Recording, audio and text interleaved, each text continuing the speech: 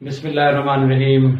अस्सलाम वालेकुम। मैं हूं ज़ियाउल्लाह और आज हम स्टडी करेंगे chapter fundamental principle of organic chemistry. इस चैप्टर में हम ऑर्गेनिक केमिस्ट्री को सीखने के कुछ बुनियादी उसूल पढ़ेंगे। इस आज के लेक्चर में हम देखेंगे कि ऑर्गेनिक केमिस्ट्री की ब्रांच कैसे वजूद में आई, वाइटल फोर्स थ्योरी क्या है और ओरिजिन की बुनियाद पर जो एक अर्ली डेफिनेशन ऑर्गेनिक केमिस्ट्री की दी गई वो क्या थी, वाइटल फोर्स थ्योरी को रिजेक्ट क्यों किया गया, क्या वाइटल फोर्स थ्योरी आज भी एग्जिस्ट करती है या नहीं करती, अर्ली डेफिनेशन ऑर्गेनिक केमिस्ट्री की क्या है, मॉडर्न डेफिनेशन ऑर्गेनिक केमिस्ट्री की क्या है और उसमें जो जो एक्सेप्शंस हैं वो आज हम इस लेक्चर में स्टडी करेंगे। तो शुरू करते हैं। सबसे पहले इंट्रोडक्शन में हमारे पास एक साइंटिस्ट था लेवाइजर। याद रहे, लेवाइजर मॉडर्न केमिस्ट्री का बानी समझा जाता है। उसने हमें ये बताया कि ऑर्गेनिक कंपाउंड्स जो होते हैं वो इनऑर्गेनिक कंपाउंड्स की निस्बत डिफरेंट होते हैं, यानी ऑर्गेनिक कंपाउंड्स इनऑर्गेनिक कंपाउंड से नहीं मिलते। किस बुनियाद पर? इसकी दो वजह है। नंबर वन, ओरिजिन, कि ऑर्गेनिक कंपाउंड्स का ओरिजिन कोई और होता है, इनऑर्गेनिक कंपाउंड्स का ओरिजिन कोई और होता है। ओरिजिन से मुराद जहां से वो अखज किए जाते हैं, जहां से वो हासिल किए जाते हैं। कि ऑर्गेनिक कंपाउंड किसी और चीज से हासिल किए जाते हैं, इनऑर्गेनिक कंपाउंड कोई और चीज है। मैं मिसाल देता हूँ, ऑर्गेनिक कंपाउंड्स का ओरिजिन होता है लिविंग ऑर्गेनिज्म, यानी ये जानदारों से हासिल किए जाते हैं ऑर्गेनिक कंपाउंड। और वो जो इनऑर्गेनिक कंपाउंड्स हैं, inorganic compounds non living organisms, बेजान चीजों से, मिनरल्स, मादनियात वगैरह से हासिल किए जाते हैं। तो पहली रीजन ये थी कि ओरिजिन की बुनियाद पर ऑर्गेनिक कंपाउंड इनऑर्गेनिक कंपाउंड के निस्बत मुख्तलिफ होते हैं। और दूसरी रीजन इसमें ये थी कि प्रॉपर्टीज, कि ऑर्गेनिक कंपाउंड्स की प्रॉपर्टीज डिफरेंट होती हैं as compare to inorganic compounds. Organic compound की प्रॉपर्टीज इनऑर्गेनिक कंपाउंड से नहीं मिलती। तो तब से ऑर्गेनिक केमिस्ट्री का एक कंसेप्ट चल पड़ा और उस वक्त ओरिजिन की बुनियाद पर जो ऑर्गेनिक कंपाउंड्स की डेफिनेशन दी गई कि ऑर्गेनिक केमिस्ट्री की डेफिनेशन क्या है, ऑर्गेनिक कंपाउंड की क्या डेफिनेशन है, तो उस ऑर्गेनिक केमिस्ट्री की डेफिनेशन को हम स्टडी करते हैं। वो डेफिनेशन ये थी कि स्टडी ऑफ कंपाउंड्स यानी उन कंपाउंड्स का मुताला एक्सट्रैक्टेड फ्रॉम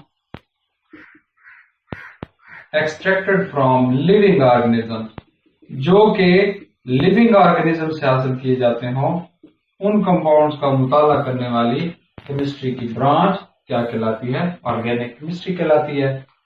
यानी कि ऐसे तमाम के तमाम कंपाउंड जो जानदारों से हासिल किए जाते हैं। फॉर एग्जांपल, मैं एग्जांपल देता हूं आपको, यूरिया, हमारे पास यूरिया है, प्लांट के ऑयल्स हैं जितने भी, और वैक्सेस वगैरह जो एनिमल्स के फैट वगैरह से हासिल होते हैं, या हमारे पास एक और है शुगर। ये सारे के सारे ऑर्गेनिक कंपाउंड्स हैं और ये हासिल कहां से होते हैं? लिविंग ऑर्गेनिज्म से, जानदारों से, चाहे वो प्लांट हो चाहे वो एनिमल्स हो, वहां से हासिल होते हैं। तो इसी चीज को मद्देनजर रखते हुए जैकब बर्जीलियस ने एक थ्योरी पेश की। वो थ्योरी क्या थी? Vital force theory.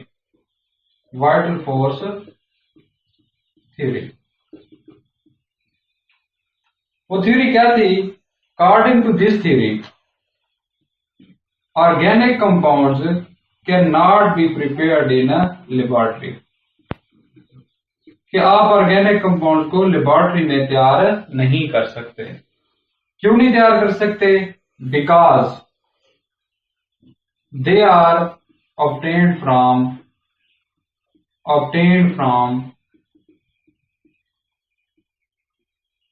living organisms, कि वो सिर्फ और सिर्फ जानदारों से हासिल होते हैं। और जानदारों के अंदर क्या चीज मौजूद होती है जो ही सिर्फ ऑर्गेनिक कंपाउंड सिंथेसाइज कर सकती है? obtained from living organism, which contain mysterious force,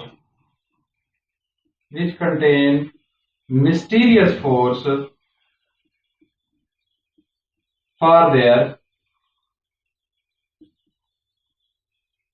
synthesis, जिनके अंदर कोई एक पुरअसरार मख्फी किस्म की फोर्स मौजूद होती है। मिस्टीरियस फोर्स भी पुरअसरार मख्फी किस्म की छुपी हुई फोर्स जो ही सिर्फ ऑर्गेनिक कंपाउंड तैयार कर सकती है। इन vital force theory Jacob Berzelius ने पेश की 1815 में, और इस थ्योरी के मुताबिक आप ऑर्गेनिक कंपाउंड्स को लैब में तैयार नहीं कर सकते। क्यों? आप इन्हें लिविंग ऑर्गेनिज्म से हासिल करते हैं। लिविंग ऑर्गेनिज्म के अंदर एक मिस्टीरियस पुरअसरार मख्फी किस्म की फोर्स होती है जो ही सिर्फ ऑर्गेनिक कंपाउंड बनाती है। तो यूं आप ऑर्गेनिक कंपाउंड को सिर्फ और सिर्फ लिविंग ऑर्गेनिज्म से हासिल कर सकते हैं। तो ये थी vital force theory Jacob Berzelius की। तो इसके बाद लोगों ने एक कॉन्सेप्ट, एक बिलीफ, एक अकीदे पर यकीन रख लिया, वाइटलिज्म, जिस कॉन्सेप्ट का नाम है वाइटलिज्म। वाइटलिज्म क्या है? बेसिकली ये एक बिलीफ है, अकीदे का नाम है। वो अकीदा क्या है कि भाई ऑर्गेनिक कंपाउंड सिर्फ और सिर्फ लैब में तैयार होते हैं, लैब में नहीं तैयार हो सकते, बल्कि आप इन्हें लिविंग ऑर्गेनिज्म से ही हासिल कर सकते हैं। वाइटलिज्म एक बेसिकली बिलीफ का नाम है। ये बिलीफ क्या है कि आप ऑर्गेनिक कंपाउंड्स को लिविंग ऑर्गेनिज्म से हासिल करते हैं, आप इन्हें लैब में सिंथेसाइज नहीं कर सकते। जैसे कि यूरिया है, प्लांट के जितने भी ऑयल्स हैं, वैक्सेस हैं, शुगर वगैरह है, कि भाई आप इन्हें ड्राइव कर सकते हैं लिविंग ऑर्गेनिज्म से, आप इन्हें खुद प्रिपेयर नहीं कर सकते। लेकिन वाइटल फोर्स थ्योरी जो है कोई थोड़ा अरसा बाद, 13 साल बाद रिजेक्ट हो गई। कैसे रिजेक्ट हो गई? उस रिजेक्शन की वजह क्या बनी वो हम देखते हैं। Rejection, vital force theory reject हो गई। कैसे रिजेक्ट हुई? हमारे पास एक साइंटिस्ट था फ्रेडरिक वोलर 1828 में उसने एक कंपाउंड प्रिपेयर किया, इनऑर्गेनिक कंपाउंड से ऑर्गेनिक कंपाउंड प्रिपेयर किया। कैसे? जब अमोनिया का रिएक्शन करवाया उसने सियानिक एसिड के साथ। ये अमोनिया है, ये हमारे पास फॉर्मूला है सियानिक एसिड का।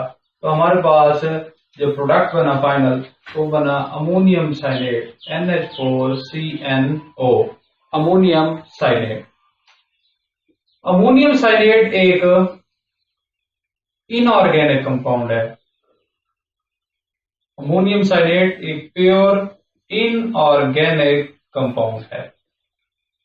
जब अमोनियम साइनेट को उसने हीट किया लैब के अंदर, in the absence of oxygen की अदम मौजूदगी में, डेल्टा साइन रिप्रेजेंट करता है हीटिंग को। अमोनियम साइनेट जो कि एक इनऑर्गेनिक कंपाउंड है, उसने जब इसे हीट किया तो ये अमोनियम साइनेट कन्वर्ट हो गया यूरिया में, और यूरिया का फार्मूला है NH2CO। यूरिया एक ऑर्गेनिक कंपाउंड है। यूरिया एक ऑर्गेनिक कंपाउंड है। तो यूं वो जो इनऑर्गेनिक कंपाउंड अमोनियम साइनेट था, हीटिंग पर किस में कन्वर्ट हो गया? यूरिया में। और यूरिया आपको पता है ऑर्गेनिक कंपाउंड है। तो यूं फ्रेडरिक वोलर ने लैब के अंदर अमोनियम साइनेट इनऑर्गेनिक से ऑर्गेनिक चीज तैयार कर ली। उसने किसी लिविंग ऑर्गेनिज्म का सहारा नहीं लिया। यूं वो जो वाइटल फोर्स थ्योरी थी वो रिजेक्ट हो गई कि भाई आप तो ऑर्गेनिक कंपाउंड जैसे कि यूरिया आपको पता है शुरू में जैसे मैंने बताया कि लिविंग ऑर्गेनिज्म से हासिल होता था। एनिमल्स और ह्यूमंस की यूरिन में पाया जाता है, पेशाब में पाया जाता है। तो यूं यूरिया जो है लैब में भी सिंथेसाइज हो गया। तो यूं वो वाइटल फोर्स थ्योरी जो पेश की गई जैकब बर्जीलियस की, वो रिजेक्ट हो गई। तो हमारा सवाल यह है कि क्या वाइटल फोर्स थ्योरी आज एग्जिस्ट करती है या नहीं करती? क्या हमारे जहन में आज वाइटल फोर्स थ्योरी मौजूद है या नहीं मौजूद? तो इसका आंसर है कि यस, वाइटल फोर्स थ्योरी आज भी एग्जिस्ट करती है, हालांकि रिजेक्ट भी हो गई है। एग्जिस्ट किस बुनियाद पर करती है कि कुछ लोगों का और कुछ साइंटिस्ट का आज भी ख्याल है कि जो प्लांट डिराइव्ड कंपाउंड्स होते हैं, यानी कि पौधों से अखज होने वाले कंपाउंड, जिसमें हमारे पास फ्लेवर्स हैं, फ्लेवर जितने भी हैं, हमारे पास विटामिन हैं, हमारे पास प्लांट के जो ऑयल्स हैं, वो ज्यादा हेल्पफुल होते हैं किसकी निस्बत बजाय कि आप उन्हें लैब में तैयार करें। यानी कि आर्टिफिशियली अगर आप लैब में कोई विटामिन तैयार करते हैं, आर्टिफिशियली आप कोई लैब में और चीज फ्लेवर तैयार करते हैं, तो वो ज्यादा हेल्पफुल नहीं होगा as compare to those which are obtained from the plant directly.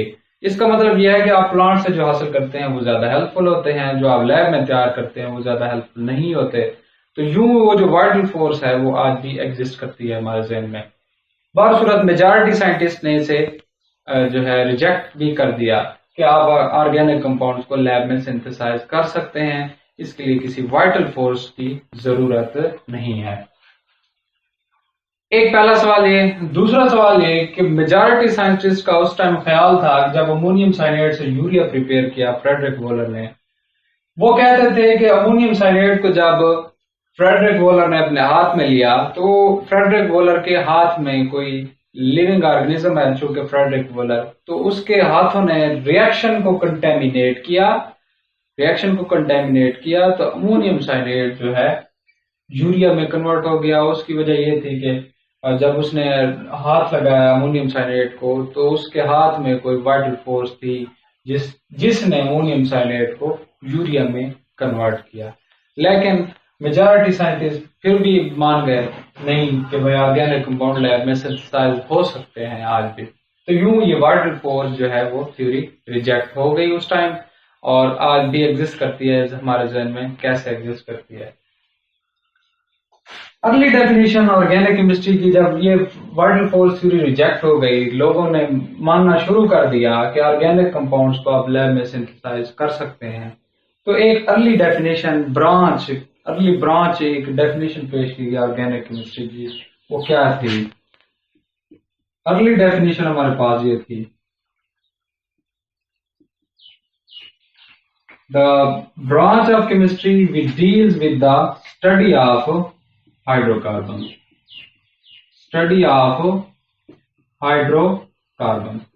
Chemistry की वो ब्रांच जिसमें आप हाइड्रोकार्बन की स्टडी करते हैं।